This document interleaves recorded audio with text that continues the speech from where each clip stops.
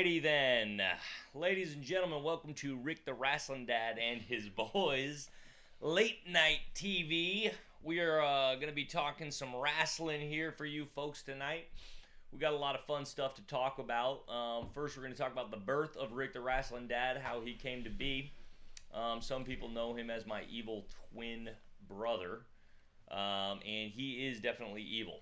So, about 3 years ago, I started a youth wrestling program, and I was traveling to a lot of youth wrestling tournaments, and I met a lot of gentlemen that seemed to be, well, they could be stunt doubles for Rick the Rasslin Dad. We'll just put it that way. So that's the short of it. We're going to get more into it here in a second, but first I must introduce my co-hosts. Sitting next to me, wearing the headgear of shame, is the man, the myth, and the legend himself, Coach Marty McCurdy. How did he end up getting that headgear of shame? Well, you see, he got the headgear of shame because we were trying to do a mic check right before we started the show, and he talked during the mic check. Big no-no here on this show. Wow. Disrespectful, actually. Apparently sound is the new silence, I guess. Anyway, sitting next to the headgear of shame is none other than Jeff the Body Rutledge himself. Thank you. Thank you. Three-time Division II All-American for the University of Nebraska. We never went to his accolades. Oh, we didn't. Yeah, that doesn't have any. Be a big part of the issue, I suppose. Sitting next to Mr. Jeff the Body Rutledge is none other than the Desperado, Smoothie D. Drew Etherton. Sorry, just got the. What are you at a wedding or something, or Clinging? Sorry, just. All right, ladies and gentlemen. So we got a fun show for you planned this evening. First thing on the agenda, we're going to talk a little youth wrestling culture. So basically, about 3 years ago, Rick the Rasslin Dad was formed because we were traveling around to youth wrestling tournaments and witnessing the atrocity that it is. I, to be quite frank, was appalled at the behavior that I saw from youth wrestling parents. And so let's get into this right now. First thing I want to say with respect to this issue, I am under the impression, as I watch youth wrestling, we'll say primarily dads, although it can also be youth wrestling mothers as well, in their sons' corners, I don't understand why it seems like they are operating from a position where they act like their wrestler oftentimes doesn't want to win. Okay, now this is something I've never understood. I'm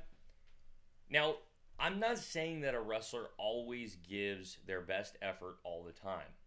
However, I am saying that a wrestler, by and large, would like to win rather than lose. Be more. Give me an example of what you're talking about. So, okay.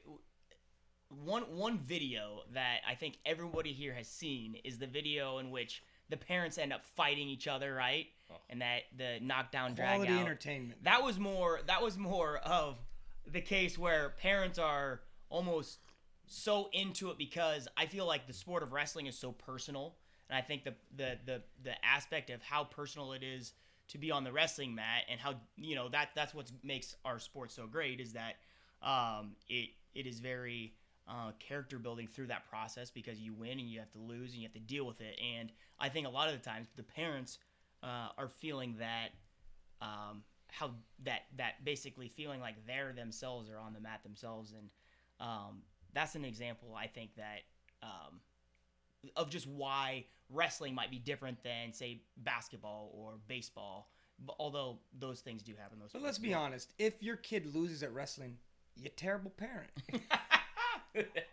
Then you haven't done your job. Yeah. You didn't raise them right. Speaking of not exactly. raising kids right, a father right here. I think that there's the tendency to see your particular sport, to see your particular activity, whatever it is, as being more extreme than in other cases. I'm not so sure that the culture of youth wrestling is all that much different from the culture of youth sports in general. And I think that a lot of parents are living their lives through their children's accomplishments. And that's not just in sports. It might be in music. It might be in something else. I think that you got to question what's a problem with the culture at large, and what's specifically a problem with youth wrestling culture. I'm not sure all those things are specific just to wrestling. Well, that you bring up a fascinating point, because my next question on the agenda is this as big of a problem in other youth sports as it is in youth wrestling?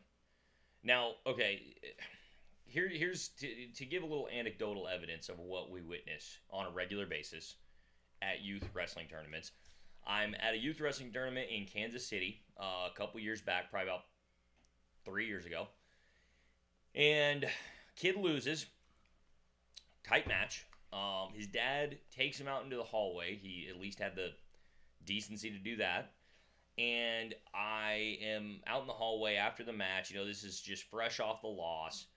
And his dad is chewing his son out. And what he's saying to him is, he's saying, if you don't care, then I'm going to stop investing so much money and time into this freaking sport.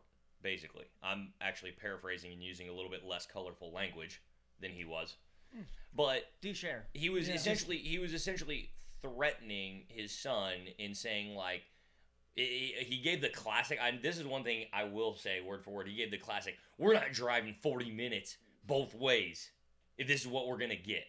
I believe This that's is what I'm gonna get. It would no. He said what we're gonna get, as if he was also as if he was like on the mat wrestling with them as well. I mean, technically, With during his son. NCAA finals, they do show the parents.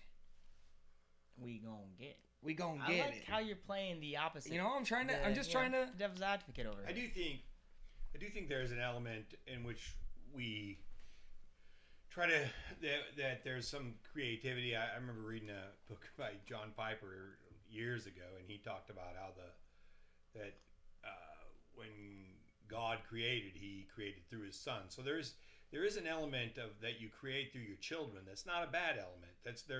There's you teach your children, you help them, and that's not all bad. And so I think sometimes we think that because people abuse something, that therefore it's all bad. I don't think that's the case. I also wonder if now Coach has way more experience than we do. Is that none of us three have a kid that has wrestled yet. So it's like, I don't know how much we feel as much as we like just know like this is wrong, but we haven't actually been in that situation where he has. And so then there might be, I wonder, not saying it's right, but I'm just saying I wonder if it's probably can be more difficult if you don't have the right mindset going in. If you're just like, never, like we grew up through this and we've coached, and so we kind of have our philosophy on how you should view wrestling and whatnot, but we haven't had that where one of our sons is out there wrestling, which I wonder how that's gonna feel, because I'm like, it makes sane people crazy. Like you see people who are normal, and then like wrestling comes in, and then people like can go crazy. So I'm just like, what is that? That makes me wonder, the example of the dad in Kansas City, if he were to watch somebody else do that, would he be able to say that is wrong? Yeah. My guess is he would be able to recognize that, but in the moment, and I think this is what we do in life a lot of times, is like we want to be able to control things, and when all of a sudden something's out of your control, i.e. your kid losing a wrestling match, right? It's not necessarily in his control. He wants to find a way to control it. So, like, the way that he's going to remedy it is by getting angry and screaming at his kid because he thinks that will magically help him win more matches. Now, obviously, we know that's not logical, that's not going to help, but that might be a reason why parents resort to that, is because they want to have control over the result, which they cannot. Yeah, I mean, the thing that is so tough about it is, I agree with you. The thing that is so mind-boggling about it is that it has the typically, my personal belief is that it typically has the opposite effect on whatever either the wrestler or even the parent or the coach is trying to accomplish. And so that's the great irony in it, is that, when you see a dad chewing his wrestler out on the side of the mat after the match, like, I just want to go. I want to go up to those dads and I want to say, so what? First of all, aside from whether or not that's morally wrong or not, what part of this is going to help their performance? And that's sort of a conversation probably for another podcast, that, kind of the whole idea of positive reinforcement versus negative reinforcement and all that. But it's odd to me that not only are you harming your relationship with your son or your daughter, but you're also probably harming their performance as well. Yeah, no, I think that's for sure. I think there's and this might be a change that is now recent, and you can maybe see that in certain programs around the country, that this just the old mentality of just be better almost, or like, it's like the punishment thing, like, oh, you did this, so this is your punishment of physical exercise, and to where they're not having fun doing it. They're not. It's just yelling. If I yell at them, then they'll do what I want, and that's not a long-term solution. But it's kind of the way I think sports has probably been done throughout the history.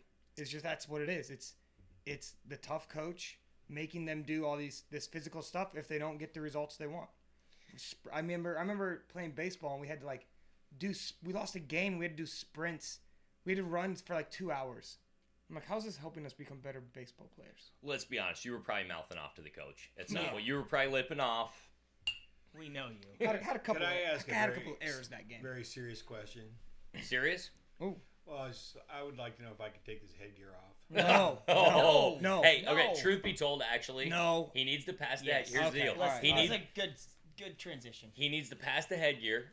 Coach Drew Etherton over here, the Desperado, who's got that lovely natural golden Ooh, what locks happened over there. to that? It's nice. So Coach Rutledge, why don't you break down, if Guys, you this coffee's making me if you sweat, do by the way. recall, Yeah, I'll the recall the water so situation. Coach E has just recently, 3 days, probably, is 3 days, is that correct? Yeah, I think Returned from a very long journey of about 9 months. He was gone. Like 8. 8 months. Where were you? Tell the people. I was in Southeast Asia essentially. So he has the audacity to come in here to Keenan's Rick, excuse me, I don't know what to call you. Yeah, Keenan Rick Rick. Studio. Rick Yeah. Studio. Rick's studio. And ask if his tap water was safe to drink. Haven't drank tap water in a while. It's also I'm pretty sure you just wanted to brag about how good you No, are no, at no, traveling no. the world. No, because I also, when I take a number 2 in Asia, you can't flush it. You have to throw it in Really? a trash can. And Throw so it? I'm hesitating still. I'm like, wait. I'm like, oh. The pipes are too small, or what? Yeah, they don't have their Well, for plumbing sure for isn't Drew. I don't know. what? No, they just don't have the I don't know, water systems that can handle toilet Yeah. paper. That makes sense. So you have to throw away. Yeah. All right. Was that your only serious question? Yeah, yeah. That was it. Very I serious. would say it's an incredibly difficult thing, and I think sometimes you have to empathize with people. I think that coaches yelling at athletes after competition is almost never effective, but it happens all the time, and it doesn't mean that every parent, every coach that does it necessarily doesn't have their child's best interests at hand and isn't necessarily doing everything for the wrong reasons. It's just that you get caught up in the moment. I would say that I think a difference between wrestling and other sports is that the parents are oftentimes the coaches more often than they would in most youth sports. You have maybe 2 or 3 coaches, and you have 9 or 15 players on a baseball team, I guess, with extra players, and you have maybe 20, 30 players on a midget football team. So you have a coach, and there's some distance oftentimes between the parents, at least some of the parents, and the athletes. Whereas in wrestling, the parents oftentimes are the coaches, or there's not the one or two club coaches that you have can't get to every match or to every mat when they're wrestling. So the parents end up getting on the mat and coaching, and so you have this situation where the parents are more involved. Yeah, and I agree. I mean, you have to be able to you have to be able to empathize with people, and you have to be able to put yourself in their shoes. But I think at the same point in time, it's like it's still okay to know that there's number one, is there a better way to do it, and number two, do you want to try to well, I guess the following question to that is then do you want to try to educate people on a better way to do it? And that was kind of in somewhat of a comedy format, our goal with Rick the Rasslin Dad a little bit, or just to help people be aware of like people what get it. Like, I've had so many people come up to me like, yeah, I get what you guys are doing. Like, it makes sense to people. They see it right away and they're like, yeah, I'm kind of guilty of that. And I'm like, then stop being guilty of that, I guess. I mean, it's harder than that, but it's like maybe they realize it. And I think I have noticed that when people are coaching against us, that like they have, especially right when Rick came out, they like toned it down quite a bit because they didn't like they realized what was going on.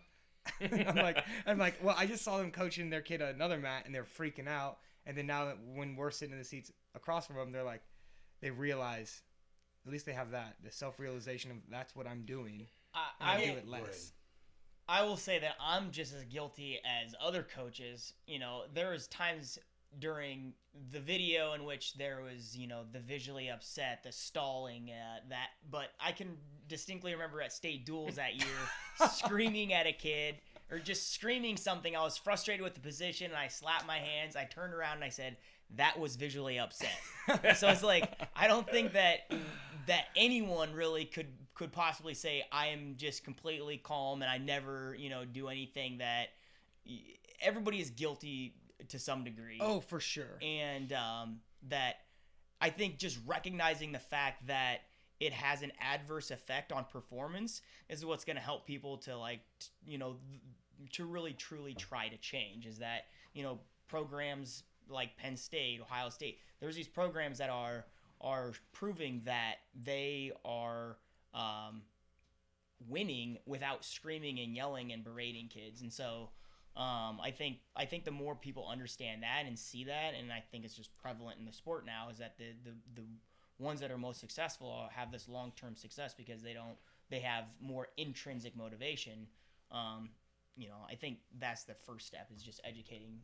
I would also say that most programs and coaches, whether they fully agree with it or not, I'm not going to say all of them because some of them do say winning's all that matters, but most programs or coaches say, I want you to have fun, and it's not about winning.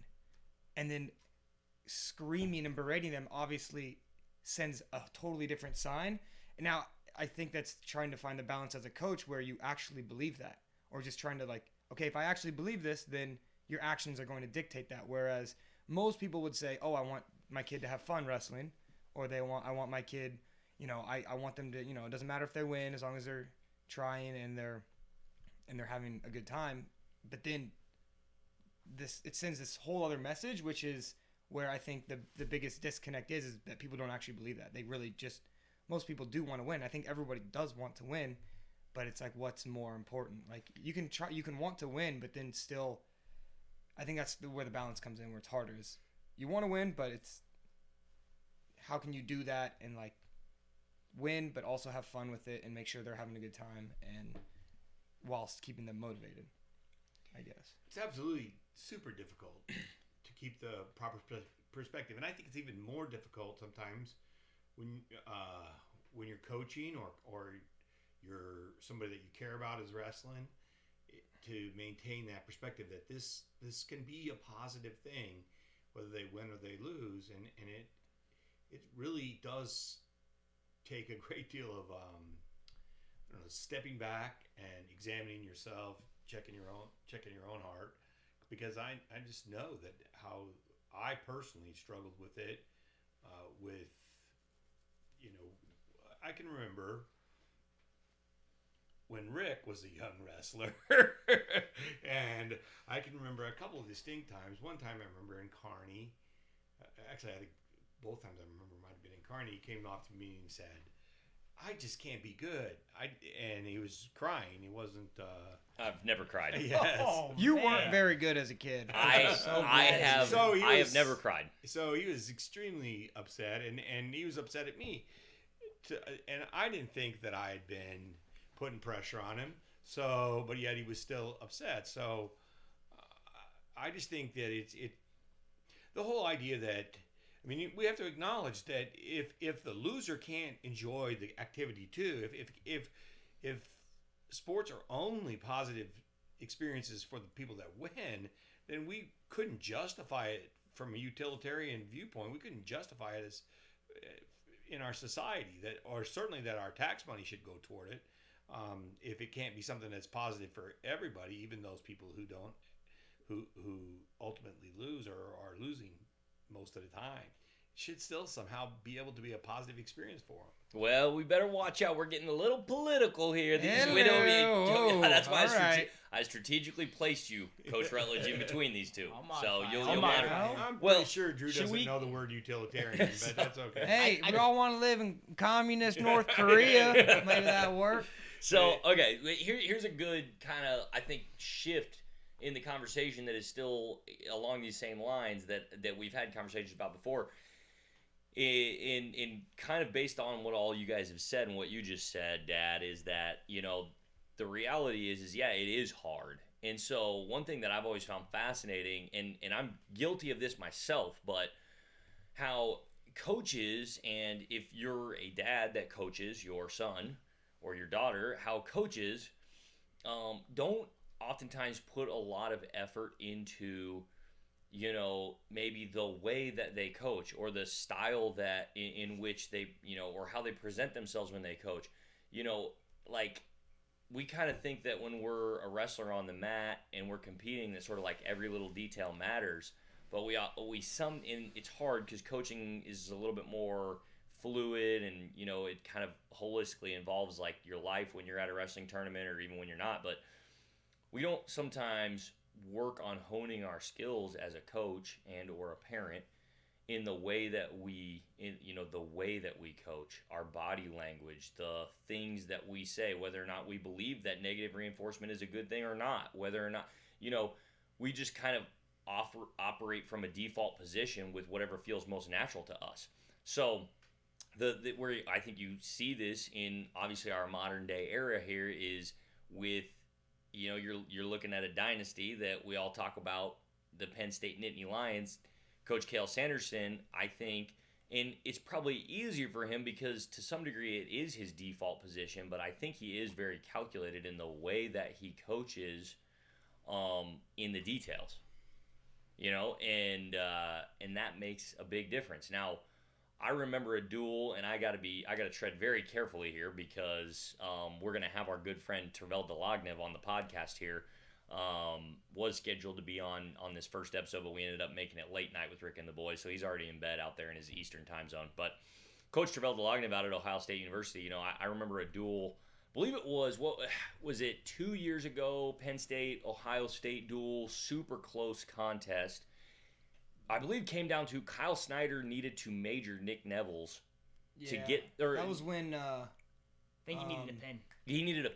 Yeah, I think he... No, he only needed a major to tie. To tie it. He needed a major to tie the duel, which would then have put the duel to criteria, I believe, and Ohio State would have won on criteria, I think. Coach Rutledge, you're on that research grind. Get on that. I'm on. So 2 years ago, this duel, super close contest. And one thing that just really stood out to me, and for the record, I absolutely love Coach Ryan. Coach Ryan, if you're listening to our Rick the Rasslin Dad podcast, I'm please. sure he is. Yes. He's got to be one of these 11 people watching. Dan, this. you gotta be. Hi. Please don't dismantle me if you are listening. But The thing about that was so interesting about the duel was you got Coach Cael Sanderson, who is coaching, cool as a cucumber. He's, not very demonstrative. You got Coach Ryan, who's coaching. He is extremely demonstrative. They're both incredible coaches, don't get me wrong, but it felt like that was almost just one specific duel, one specific contest where it was like you could almost see the coaching style of the coaches translate into and affect the wrestlers. I felt like a little bit. Like Kyle Snyder did major Nick Neville's pretty easily. It was the year before, I believe, and not saying, obviously it's tough to major a guy when all he's trying to do is not get majored, but, maybe Kyle Snyder was a little tight out there. Part of that's just knowing that the duel's on the line. I get all that, but my point in all that is just, maybe that coaching style matters a little bit. Okay, 1918 was the win. Kyle Snyder needed a major would have tied the duel, but I think they still would have lost on criteria. So he needed a tech. Yeah, I think he call. needed a tech. Oh, okay. I remember watching the broadcast. That makes it a lot harder. Obviously, Kyle or Cael Sanderson is extremely talented, and what he's doing is incredible. I'm gonna push back a little bit because I know that you and Drew are Penn State fans, and I'm a Buckeyes guy. True fan to Ohio State. Terrell, continue to send me stuff, and not Terrell, Keenan. hey, And Drew, Terrell. big Buckeye guy. Terrell, for the record, go Bucks. I think one thing that's important is that, yes, Cael Sanderson is an incredible coach. He handles himself extremely well in the chair, but just because his style works and it works for him doesn't mean that the only way to be successful is to coach like Cael Sanderson coaches. I think Dan Gable would have been completely different than Cael Sanderson was. Obviously, he was an extremely successful college coach. So I think while I agree with you and his coaching style works very well, I would also say that I don't think that his way is the only way, that everybody should mold and try to coach like Cael Sanderson. That's actually an interesting... Okay, we got to get the old man's input on this because he's the only one that dates back this far. But that is actually an interesting point that you bring up. Obviously, Dan Gable had a dynasty that every bit rivals the Penn State dynasty. Penn State's dynasty's not to that point yet. Yeah, what? How many championships did Gable have? We're going for 10 in a row at one point. And they had what, like 50? 20 something. They had 20 something total? In like 30 years. All under Gable? Actually, the first national championship that they won, Dan Gable was an assistant, and Gary Kirtlemeyer was the head coach. Good old Kirtlemeyer. All right. I would like to say something about this, though. I'm not sure what your point was going to be. Hold on. Let me finish. And then, so that is interesting because Gable did have a different coaching style than Sanderson. However, I watched some of those old videos of Gable. I know there were times where he kind of like came unglued and he called for stalling and stuff like that and came unglued on the refs. There was a bronze statue of him doing that.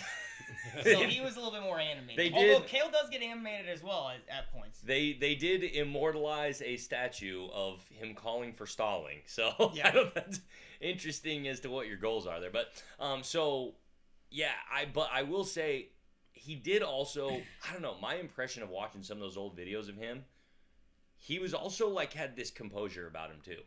Like everything's on a spectrum, but I can remember him being very tense. In fact, I remember Tom Ryan wrestling Pat Smith in the finals, and he was extremely agitated in that match, thinking there was some incorrect call, but that was just a tremendous match when Ryan wrestled Pat Smith in the NCAA finals. I think we had this discussion earlier. We had a discussion with the three of us, and Jeff and I tend to be a little more emotional when the coaching's going on than Keenan. Would you say that's fair, Coach Rutledge? That's fair. That's why I'm trying to push back on this. So I'm pushing back, and I brought this up. I'm pushing back, and I don't have to. Can we throw up the picture of Jeff in the paper at State this year? I don't have to. Yeah. I don't have to. It's my profile picture, by the way. I'm proud of that. Yeah. I don't have to deny that I'm a Penn State fan to push back on this. I just think sometimes you have to be true to yourself too, and that was what I thought was our discussion.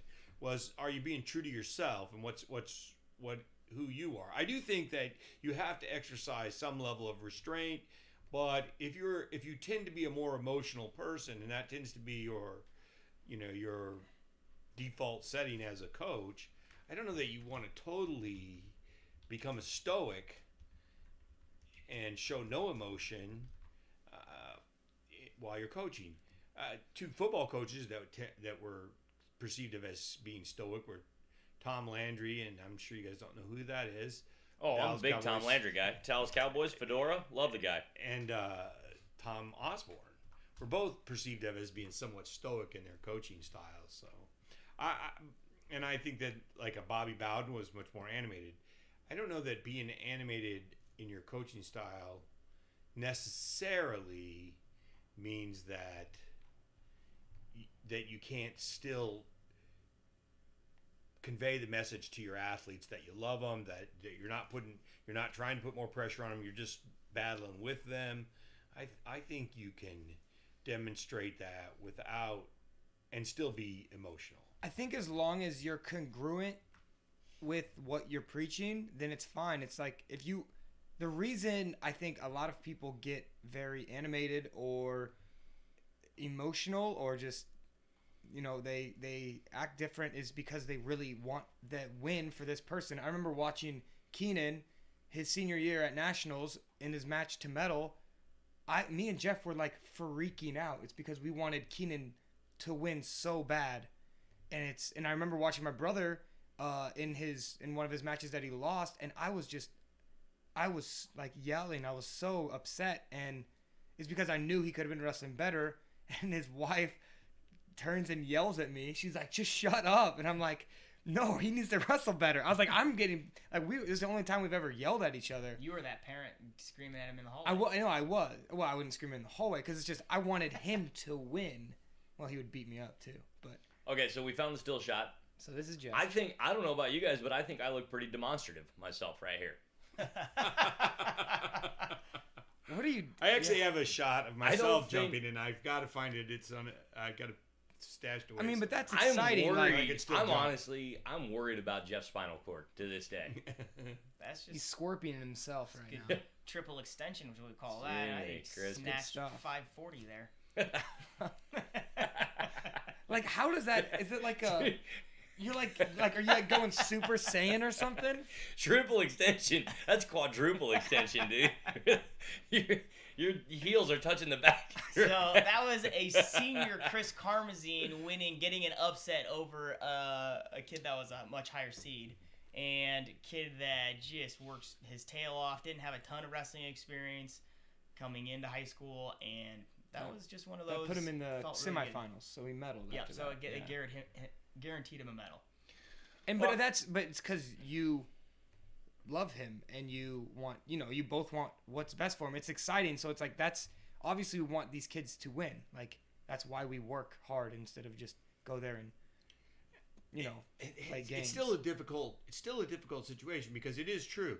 When you love someone, you weep when they weep and you rejoice when they rejoice. And so that is the essence of love. If you're not out there with them, if you're not enjoying their enjoyment, if you're not hurting when they hurt, you're not loving them. That's true. But if you want to really preach and get people to believe that it's not all about winning, that you can be happy in a loss, that you can that there are true moral victories, or what's the word? That's not the word. It's called a moral victory when you lose, but there are still true moral victories, and I've heard lots of coaches say, "Oh, I don't believe in moral victories." I think that that's almost like a thing you shouldn't be coaching if you don't believe in a moral victory. But and the reason I'm saying it's still relevant is you are struggling. You have to teach yourself to enjoy that it can be fun for your wrestlers to, even when they lose, that you can believe they can be happy and you can be happy for them. So it is a struggle. Yeah, I mean, I agree with all that, and I think the reality is there's there's obviously a balance with these things that we're talking about, as far as like it's okay, obviously, to show emotion when you coach. I mean, Cael Sanderson shows emotion when he coaches. Not to just use him as the. He did throw a chair. Icon. Yeah. So, but it's just that this idea of that, you can obviously go too far to the other end of the pendulum, which is I'm going to not work at all to restrain my emotion and my actions, and the thing that I think most coaches don't realize about that, they think that maybe the only thing that's wrong with that is, that it maybe just sheds a negative light on them, or it's just bad on their part. But what I think that a lot of coaches don't realize is that affects their wrestler, and the way that their wrestler wrestles. But so my point is just that we should work to control how we act and our emotions, and to and keep it within a range, perhaps, so that way our wrestlers can perform to the best of their abilities. But I mean, it's all a balance, and I agree that you should be able to show emotion, and some people should be able to show more emotion than others if that's naturally who they are. So I agree with that point. That being said, I think it's time to transition, gentlemen. Today to female. What? Not like a. I'm going to finish this podcast as.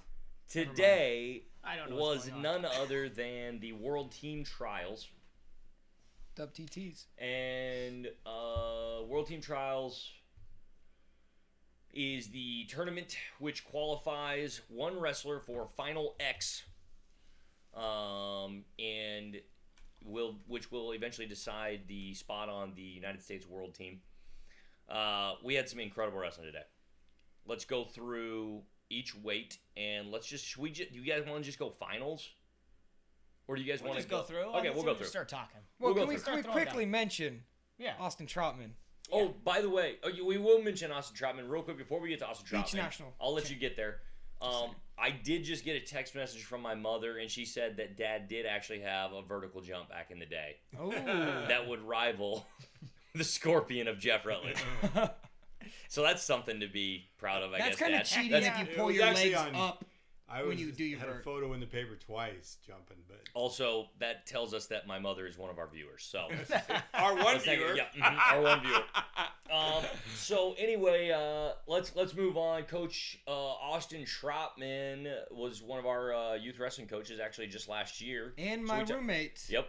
And Coach Heatherton's roommate. He Talk about wipes Coach Trotty. with like moist towelettes, not toilet paper. Interesting fact. Like baby wipes. Maybe that's why he's so good at wrestling. What does he do if he's in a public place? I don't know. Does he carry him with him? Actually, moist should towelettes. get him on the podcast and ask. We should. We'll have him call in. Yeah. We'll call him. We'll call him. Hey, we'll call in. Yeah, we'll call in.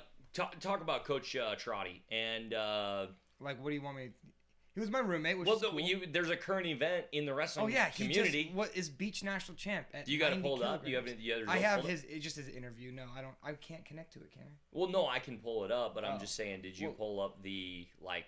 No, he did not. They had a picture of 4 wrestlers. He was one of them. That's why I was the one that noticed it. We'll get that. He recently retired from the freestyle circuit, and obviously got back into it, and is the USA Beach National Champ at 90 kilograms. I think some of the guys think that they don't consider. I mean, not that they're. I don't even know beach wrestling rules at all. I think they just. It's a way of competing. There you go. Yeah. That's the picture I saw. So those guys are all pretty ripped. Well, we'll get this up on the. We'll put this up on the live stream here in a second. But I didn't. I Who's the guy haven't. on the far right? I'll be real Our far honest. right. Haven't got to see any of the matches, but found out he won. Didn't even know he was wrestling in it, because he. I don't know. He doesn't really talk about his wrestling very much. Well, that is funny because he's a big Snapchat guy, but Big Snapchat guy. Didn't even know he was entered in Beach This was Nationals. either this was did a while. I. I thought this was a while ago, wasn't No, it? I saw No, it. It says it's a day ago. yesterday. Oh, really? Yeah. So It said, he's also watching. said that he's coaching wrestling at an MMA gym. That's what he's doing. Oh, really? One of the things he's doing. That's how he's. well, yeah, alongside Trotty's carpentry because he is a woodworker. Yeah. So did you get the results pulled up of who he beat in the finals? No. So okay, while you're pulling up the results of I who don't he have- beat in the oh, finals, Hey, I'm the might be stat on guy. I'll yeah, get it. Yeah, you get You it. guys are go get it, terrible stat at guy. this. While get it, you're Juice pulling Box up Boy. those results, so the beach wrestling rules in a snapshot and I learned this rather recently. I feel bad that I didn't know what it was because That's a apparently lie. it's a pretty big You thing. lost to an old guy. I once did, in yeah. I beach did wrestle a wrestling. beach. Yeah, I did lose to an old man in beach wrestling. He had like 30 pounds. I mean, he's jacked. All right. Well, you still should. So basically, it's first to 3 points. First person to 3 points. If you go feet to back, automatic 3 points, match over. If you basically get the other guy down into the sand or push him out of the ring, 1 point. Like, what's in the sand? Can you touch your knees? Is it like sumo? No. Those were not the rules that they were using in Cornhusker State Games. No, back in the day. it did. I think the rules have changed. It did used to be closer to freestyle wrestling rules. It's almost, I think, a little closer to sumo now, is my perception. Huh. I think by doing that, they get more of the guys that like a Trotman that doesn't want to, go full bore wrestling and yet just go out there and use some of the. Here you go, Hey. guys. Second straight year. That's why I thought it was a while ago. U.S. Beach Nationals. He won it for the second straight year. Handled Austin Watkins in the final series. 2 matches to none. He won it last Winning year? 3-0 in the first bout and 4-0 in the second bout. I Yep. was living with him this time last year. All right, no, it wasn't. Maybe he was already back in North Carolina. So there you go. All right, should we go move on to the World Team Dang, Trials? sorry, Or you Trot. gotta- Didn't even know you won it last year, bro. All right, so Not much of we a got friend with Coach Trot Trotman up anymore, on the screen apparently. here. He We is got him middle on. right. He's one that's all tatted up. Okay, so yes, Coach Trotman here with some He's cheesing. dumpy looking guys on the screen here. I think the sum total body fat on there is about like 1%. So Coach Trotman is in the red trunks, 2 from the right. Yep. And these must have been weight class national champions, I guess. Apparently. Cool. There's only 4 weight classes. It might Well- be. They might only have 4. Didn't Reese Humphrey go for this? I think there was a different one. That's what Jeff was saying, I guess. Congratulations, Austin Trotman. Yeah. Let's talk. Team Let's trials, let's guys. talk World Let's Team go. Trials. It's been a little bit too Let's go. long We since got that. we've got about another. We can wrap this thing up in about 15. We got about another 15 minutes here. We're gonna knock out some World Team Trials. I've got Pat Downey's hair. Do you want to go Big ahead? fan of You like the those? PD3 hair. Okay. Maybe a little jealous because mine is not growing in all where it used to, but Yeah. You can still do Let's- that bun hey. in the back if you want it. Also, Let's just say you're not going to be doing the old PD3 hair anytime soon. no. Not But, that I have any room to talk. Yeah, Yeah. he's getting a little light in the They both top. started with hats for a reason. Coach Etherton, is it time to let him take off the headgear, Shane? No, At this no. point? Until you're gonna someone keep it? says something dumb, All right. I'll wear it. I agree. Okay. So, World Team Trials. Let's start with 57 kilograms. No, sorry, 57 kilograms. Yes, that is 57 correct. kilograms. Thomas Gilman was the winner over. It was Diaz. Yeah, no. Darren that was- Cruz. No. Darren Darren Cruz. Cruz That was in the Darren finals Cruz, to Cruz. Make in the two best out of 2 out of 3. So, man, Darren Cruz had a nice win over Jack Mueller. Was it? No, did he wrestle Jack Mueller I in believe semis? he did. I believe he did. Yeah, Nice he win beat, over Jack- He beat Jack Mueller 7-5. So Jack Mueller looked good. He beat Zane Richards in the first round. You know, Richards was a 2 seed. Mueller was a 7 seed. Mueller's, I think, took him down right at the very end. You remember that? Yeah. That was Yeah, that was pretty sick. kind of like a buzzer beater. Literally, it took him down and gutted him Yes. in the last 10 seconds to win the match. Yeah, that was pretty awesome. And then wrestles tough against Darren Cruz 7-5, and then So, Coach Relish, talk to me a little bit about. I know we got a little bit of a sensitive subject here for you. Maybe not sensitive subject. Let's call it an opinionated subject. Talk to me a little bit about Thomas Gilman's wrestling style. That final series against Darren Cruz. You know, man, I'll tell you what. Thomas Gilman, world champion beach wrestling, probably 30 years in a row. There's nobody he's not getting an underhook on and just driving like he's. Dude is vertical. No, wait, horizontal. yeah. Horizontal. I just want Driving. to say I love Omaha Scott. I love Coach DeVetter. Gilman is not beating Dayton Fix this year. I am so bored watching Thomas Gilman wrestle as he squeezes people and pushes them to the edge and pushes them to the edge. Well, It's not exciting wrestling. so here's his tactic. This is kind of interesting. He gets an underhook, drives to the edge. Then the other wrestler has to go down to a knee and try to go hard whizzer down to try to not give up a push out. and then Gilman scoops the leg, tables it, and gets a single. So he's either going to get a push out or he's going to try to get 2 right there. Yeah.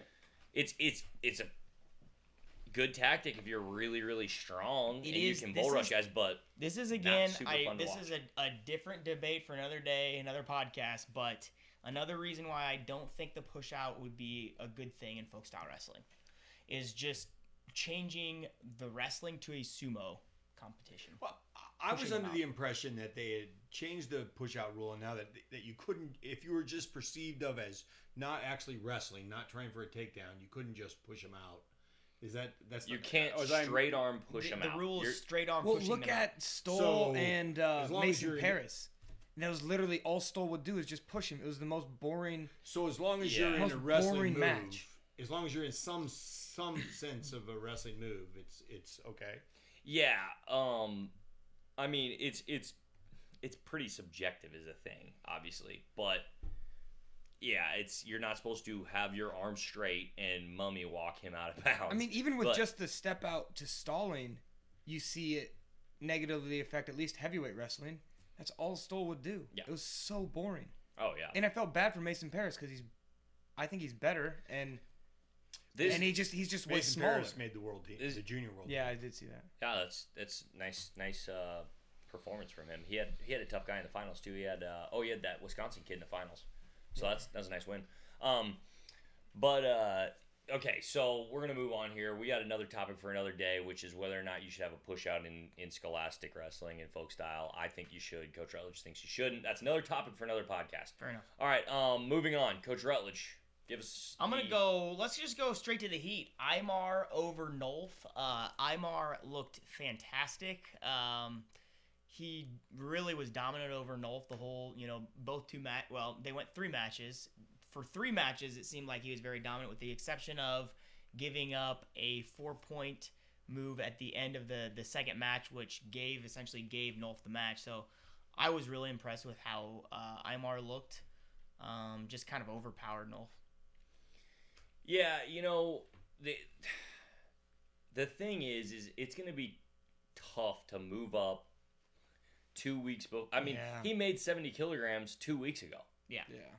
You watch David Taylor, and I'm sure what he's thinking. I guess I'm not sure, but I would imagine what he's thinking is you see your guys like David Taylor, and they go up and they have success. David Taylor obviously did, though. I mean, similar story. It's like David Taylor lost to Jaden Cox. It took him a little while to adjust to that new weight class, but he bulked up. He put on the muscle. I think it's going to be an interesting match between Aymar and Jason Nolf in a year, after Nolf's had a year to bulk up, put on some muscle, really fill out the weight class. And transition to freestyle wrestling full time. Yeah. So I thought Nolf wrestled outstanding too. I thought that it just showed how tough Aymar was, because Nolf defeated Anthony Valencia and he defeated Logan Massa, who both wrestled really well in the tournament. Man, how about that second match? Aymar goes for a duck under last 10 seconds of the match. Jason Nolf front head pinch, freaking throws him for 4 to win the match with literally 0 seconds left on the clock. It was a weird throw too. It was like just swing him down. It didn't look like really pristine technique by any means, but Nolf just finds ways to win, which is incredible. Well, if it wouldn't have ended exactly when it did, right, Aymar would have probably scored because he was in position to score. So it would have probably ended up being 4-1 or 4-2, and so Aymar would have ended up winning. If it had to be it would end exactly when it did. Yeah. So all right. Next finals, where do we want to go? Well, let's just keep going heat. Gable Stevenson. Oh, what do you think about him? Well, didn't do great in my fantasy league and NCAAs. Thanks for that, Gable. But, wow, coming back. Because Kuhn destroyed him last year. Really wasn't that close. Yeah. Yeah, I mean... And then he just come back a year later. I don't even know if he's that much bigger.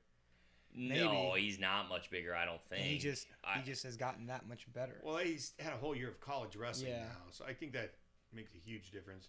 I do think of the parallel between Gable Stevenson at this point and Kyle Snyder. Stevenson, I'm sorry. And Kyle Snyder from Kyle Snyder's freshman year of college are pretty interesting. Kyle Snyder loses, in the finals of the NC2As, then comes back, wins the trials, ends up defeating a world Olympic champion, Jake Varner, to make the team, and then goes on to win the world championships. I'm not saying Stevenson's going to do it, but it would be very much of a parallel if he completed that feat, because he would have to beat a two-time bronze medalist to make the U.S. team if he did it. And I'll say this: if he beats Gwiz, then he's made a believer out of me. At this point, he's obviously got some incredible leg attacks. He's powerful. He's quick. I just don't know that. I feel like Gwiz is gonna just have the edge on. I'm going Gwiz. Gwiz is a better wrestler, and he's really big than Kuhn. Kuhn's very big. I mean, he's a great wrestler, but he's not as quick as Gwiz, I don't think. Yeah. I think what's impressive is that he did to Kuhn what Cael Snyder had a rough time doing, at least in folk style. That is interesting. The thing about that, I was thinking Cael that Snyder's smaller. Yeah, I was thinking that sense. exact same thing today. I mean, Cael Snyder's still trying to keep his weight in check to where he can stay within striking distance of his international weight class. I just was very shocked by how bad he beat. He beat him down, and he did it impressively. Another thing this is something I personally object to, is that the wrestlers who lost in the mini tournament, in the 2 out of 3, if they won the mini tournament and then they were in the best 2 out of 3 for the finals and lost, then they were likely to have to wrestle for true third. So Kuhn lost to the other Minnesota wrestler that lost to Stevenson in the Nelson. Yeah, Nelson. Tony Nelson. So Kuhn had to turn around and wrestle Nelson, and he lost. And the same thing. Oh, is that right? So Yeah. Nelson beat Kuhn. For Yes, Wow, and the same thing. It's just really unfair, in my opinion. After guys wrestled 2 out of 3. Yeah, That it also happened make to any That's sense. so much wrestling. They should do those back the 61 pounder. So if you were the guy sitting out, so the 61 pounder that was sitting out, the Oklahoma wrestler, the coach was at Northwestern. Give me a name, guys. Brewer, yeah. Brewer also had to do the same thing. He lost to Megaludis. This is my thing with Gable Stevenson. Which one shows up to Final X? Because if it was today's Gable Stevenson, he's winning it. He's beating Gwiz. He was so impressive. And for me, and Ben Askren tweeted this out, he said, how do you lose to Anthony Cassar twice and then do what you just did to Kuhn? And it's so true. It was like during the NC2A, I was so frustrated, partly because he was on my fantasy team. But it was like, just pull the trigger. Shoot, move your... And it just like didn't look like he was... And hey, that could be Cassar and his positioning, but Gable Stevenson, the way that he was moving Kuhn in the position that Kuhn likes to be in that over and unders position, and where he hit that like nice little sweep single from over and under, kind of sank down and got to the angle. It was impressive. And just getting the foot off the ground and not giving opportunities to scramble. If it's that Gable Stevenson, I'll pick him over Gwiz this year. Why don't they just do that is totally unfair that they wrestle the third, that you have to wrestle another match after you just wrestle another 2 out of 3 series, best 2 out of 3 series. Why don't they just wrestle those as preliminary matches at Final X? I mean, because it's for a spot on the national team, which comes with, correct me if I'm wrong, which comes with a stipend, a stipend for the year. So it's an important match. I mean, we might as well just have it at Final X and have it be a prelim match. Before it doesn't so much favor one. Yeah. And it gets more people in the door too. Like, I would love to know the statistics on the guy. How they win. Yeah, on I'm actually looking at that right now, and so far everyone has lost. But it'd be nice to have like several years how that's happened over the years. I'm guessing that. Yeah, Jordan Oliver lost. Who did he Molinaro. wrestle? Molinaro. Yeah. Yep. Yeah, that's so unfair. Yeah. So. Okay, next week, Coach Rutt. Derringer over Valencia. Oh my goodness! Let's just not even talk about that. Let's talk about Derringer versus Dake. I think I got to go Derringer after that. Again, as people talk about, you can't do wrestling math or whatever because A beat B, B can beat Holy B beat C means cow. A can beat C. But you would think if you just looked at him, I mean, Valencia gave Dake 2 really tough matches last year, and wasn't even close. I mean, it was a beatdown. Granted, Kyle Dake is notorious for sometimes, he has been accused of letting matches stay close sometimes, against guys, and not saying that but so you might make the argument that, just because Valencia wrestled him close doesn't mean that, and Daringer blew Valencia out. Yeah, I agree with you. You can't do the wrestling math exactly like that, but Alex Daringer is on a terror. And he's a physical specimen. That dude has got to be so insanely strong. Good flow up top, too. Nice flow. Real good I can't get hairline. over how much Dayton Fix and Alex Derringer look like each other. You have to have a curly-headed mop top to go to Oklahoma State. That'd be awesome. And freakishly good at wrestling. I think Deringer's international success has been outstanding. Didn't he? Yeah. He'd beaten like returning silver medalists or something. He's beaten a handful of quality international opponents. And that's one of the things that, people it's like, man, we've got 4 guys at 79 kilograms that all have really good international wins. I mean, Mark Hall's 2-time junior world champion. So the rumor was that Derringer was injured last year when he wrestled Valencia, and that might have contributed to him not looking very good in that match and Valencia winning and, moving on to Final X. So for the series this time, I'm kind of like proceeding with caution. I'm still, he was impressive. I mean, Derringer looked like he controlled the match. I was saying it looked similar to what was the match I was just talking about? Imar over Nolf, that he just kind of controlled and almost overpowered. Well, he beat Valencia a lot worse than Imar beat Nolf, though. I mean, I agree with you, but it looked like a similar. It looked like a similar style. Like it was just like he was too strong, too quick, better position. Well, the whips, he would whip him and then he would chase the ankle. His skill level. I mean, what he was doing was how he was moving after the sprawl, and the things he was doing were really impressive. I'm gonna go Dake over Derringer. Yeah. Final X. I'm going. Is that in Daringer. Lincoln? Is that one in Lincoln? I know that No. I know that you got returning world champ, but I'm going Daringer. We're He's returning world champ wants to be different. that went through the world went Spice it through the tournament and didn't get scored on. Yeah. Hey guys, come on. We all know why we're here, okay? And that's PD3 Oh my god. and Heflin and that little post-match scuffle. Quality entertainment. I think wrestling, honestly, needs more of it. Okay, here's my thing. Oh my Wrestling gosh. needs Pat Okay, Downey. so I actually want that is gonna literally be a subject for a whole other podcast because I've got my thoughts on that. All right. I just know what's right on that. Yeah. So, okay, here's the deal. What was I don't even get what Pat Downey was so I mean, there was some heavy clubs. I mean, there wasn't anything. Heflin didn't give him like. Well, something happened right at the end when they did it because Downing was on top and he didn't get off right away. Yeah, well, he tried to throw him around. Threw him around. And he thought, and then I think he thought that Heflin overreacted. They both thought the other guy was at fault, which is usually the case in a scuffle like that. The other guy they both think the other guy initiated it. Yeah, it was stupid. Those guys are both kind of like bruisers. They're hard-nosed wrestlers, but it's like, I mean, you were collar tying each other hard. I don't think it's a good reason. Yeah, from what I saw of just the video right at the end, it didn't look like anything that, I don't know, maybe Heflin was just really frustrated, but it didn't look like anything that Thomas Gilman doesn't do. Well, that's the thing. Heflin might have been frustrated. He didn't do anything though. Yeah. What did he do? Yeah, I don't. Well, I don't know.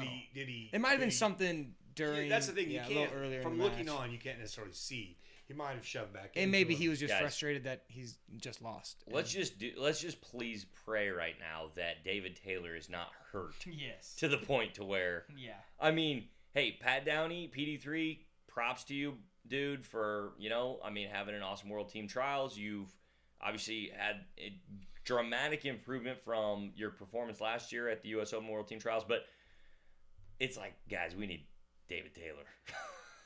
Yeah, but like, would you guys be in favor of having some sort of a system, like apparently, and what I've been told, and I've heard it's kind of changed over the past couple of years, but like Russia has, where they can sometimes have some special wrestle-offs and do something like, would it be if Kyle Dake's MCL is torn and he can't wrestle the World Championships, David Taylor. Both. Kyle Dake's injured too. If David Taylor is injured, can Zahid Valencia or Mark Hall get a special wrestle-off? Well, they did a special wrestle-off when one of them couldn't make weight.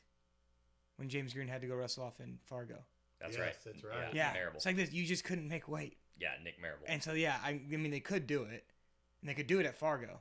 Yeah. I don't know how they would pick somebody other than you'd the have number to 2 guy. Yeah, you'd give it to Zahid probably, but Daringer or Dake. You give it to Daringer. Oh, or I Dake, thought you meant one of like those two. wait till they recover more. Well, and then, I'm saying, and then they wrestle it. Yeah, I mean, 2 returning world champs. I think they should have the option of.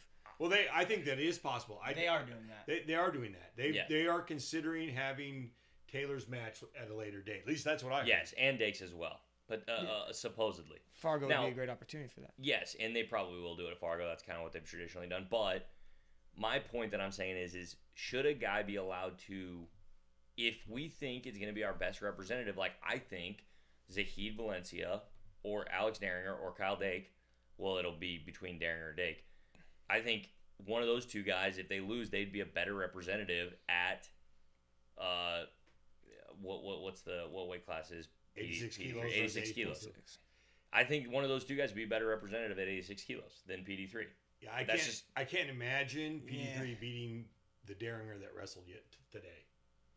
Yeah, but will they do that based on the? No, I doubt they would. They would. would. It would be. Yeah, we it's would not really like them fair. to do Yeah, it. they but wouldn't. won't. That's what I'm saying. Is should we ever? I mean, I read an interesting article about the number one like virtue in sports should be fairness, and but it's like, so in the interest of fairness, it's pretty hard to like go down that road. But it's like, man, if we want to put our best team out there, should we have some sort of a system that allows for that? It's hard to have a system that allows for that. That's the problem. Is that the system that we have in place is the U.S. Open. You pick your World weight Team class, Trials, and if that's that what doesn't work happens, out, Yep. because then you have people. Then you set a precedent of, I'll try this weight class, and if it doesn't work out, then maybe they'll let me in try another weight class. Yeah. And I don't think you can set that precedent. With that being said, that kind of changes my mind a little bit. Had Kyle Dake decided I'm going to go 74 kilos and then lost to Jordan Burroughs, I would have been in favor of having him go 79 kilos. Yeah. So it would be nice to somehow arrange that. But then you're going to get that at every weight. Every guy's Yeah. going to do that at every weight, and then Yeah. like, oh well, why did he get to do it and I didn't get to do it? Yeah. I mean, maybe you could say it's because he's a world champ or world medalist, but then, I mean, that I think that just sets up a very sticky situation. Well, moving and forward. the United States sort of prides itself on democratization and fairness, and so they've done this where Russia doesn't place that kind of emphasis on fairness, and they're not that concerned about it. So they, You know why? they tend One to was do it. communism, one wasn't. Oh, back to politics. I guess you're a little. You forgot that the They're not Iron they're Curtain not communist fell in anymore. 1991. I know. I'm not saying they're not communist anymore. I'm like, there's some trickle down. There's All some right, cultural, there's some cultural trickle differences. down. I would agree with Drew. There's some Hey, cultural hey, It's differences. a little cultural difference. All right, so we got about Real quick, 5. We got yeah. about 5 minutes Let's left. go We're gonna, through the rest of the winners. Let's just get a real quick. hammer out the wet. We hit the hot ones Yeah, first. That was yeah. a good call. Tyler Graff won 61. Nice wrestling by Tyler Graff. Yeah, James Green got it done. After he lost in the U.S. Open Finals, we were a little nervous, but I think he's going to come back to Final X and handle. Well, that helps Final X and Lincoln. Let's get Greasy yeah. on the podcast. Husker Well, on- you could another Husker probably on get there. Greasy on the podcast. Yeah. Awesome performance by James Green. Unfortunate for Anthony Ashnall, got his knee popped. Yeah. Didn't even get to see the second match there, but Yeah, it was too bad. Bo Nickel looked dominant. Some people wondering if he can go with Jaden Cox. That will be That's a gonna be very sick. interesting Final X. And then Kevin Gatson. Can we all say which weight we're most looking forward to in Oh, Final well, X. it's all gonna be this. Everybody should be the same. 92 kilograms. If Yeah. you're not, then, I would think. then you don't. I don't know, have man. a- Though Heavyweight I now, do think 57 kilograms is gonna be 125 now is like looking the Yeah, same to me I- as I- Bo Nickel, Jaden Cox. I'm hot. excited. It is similar in that sense. Yeah, of I a think it's very up close. and comer now. that you don't Yep. know. Yeah, you just don't know at all who you're gonna get. Yep. Yeah, both of those would probably be the two. I'm gonna go number 1 most exciting match. Bo Nickel, Jaden Cox. Number 2 most exciting match. Quiz Gable Stevenson. Number 3 most exciting match. Daringer, Dake. Daringer Oh, Day. yeah, that. Ooh. Daringer Because Day. you just Don't don't forget about know. that. Yep. I mean, we've seen more of Daringer Yep. in freestyle than we have of, Bo Nickel or Gable Stevenson. At least Yep. they're getting older now to where Number. that's why I put Yeah. it 3. Yeah. That's good. So these Final X, June 15th, it's in Lincoln, and I believe the week before, June 8th, is Rutgers. I'm trying to convince these guys to splurge on a VIP pass. Yeah. $100. Okay, so Courtside we need seats. Well, if our we're- 10 followers that are listening right now. Chris, Chris, can I go? what we need you to do is to maybe vote in the comments about what level we should purchase the tickets. Either up top in the nosebleed section for $45.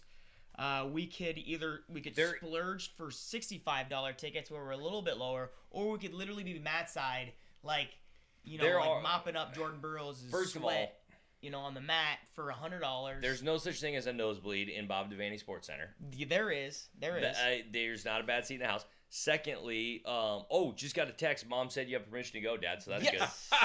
I said, VIP, Chris. So- Chris, let's let Chris decide. VIP, Yeah, so $100. That's It's good. worth it. So Dad'll be there. I'm gonna if we go Matt side, I'm wearing like a suit, pretending I'm like a big. Well, here's higher what I'm up, thinking. Like big Is- shot. Can we? Yeah. We're gonna do we will be doing a pre-Final X podcast. So we're gonna be rolling, right into it. So maybe we will need those VIP seats. I think we will. I don't know.